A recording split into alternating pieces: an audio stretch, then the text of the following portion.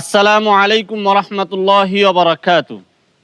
আপনার সন্তানাদি এবং আপনার ধন সম্পদ যেন আপনাকে ধ্বংস করতে না পারে, সেই ব্যাপারে আল্লাহ সুবহানাহু ওয়া তাআলা আপনাকে সতর্ক করছেন। আপনি শুনুন, আল্লাহ সুবহানাহু ওয়া তাআলা পবিত্র কুরআন মাজিদের সূরা মুনাফিকুন 63 নম্বর সূরা 9 নম্বর আয়াতের মধ্যে বলেছেন, ইয়া আইয়ুহাল্লাযীনা আমানু, হে ঈমানদারগণ, লা তুলহিকুম আমওয়ালুকুম ওয়ালা আওলাদুকুম আন যিকরিল্লাহ, তোমার ধন সম্পদ এবং তোমার টাকা পয়সা যেন তোমাদেরকে ধ্বংস না করে দে, আল্লাহর জিকির থেকে তোমাদেরকে যেন ধ্বংস না করে দে। ওয়া ইয়াফআল যালিক, এরূপ যে করে, ফাউলাইকা হুমুল খাসিরুন, সে পরকালে ক্ষতিগ্রস্তদের অন্তর্ভুক্ত হবে। তারা ক্ষতিগ্রস্তদের অন্তর্ভুক্ত হবে।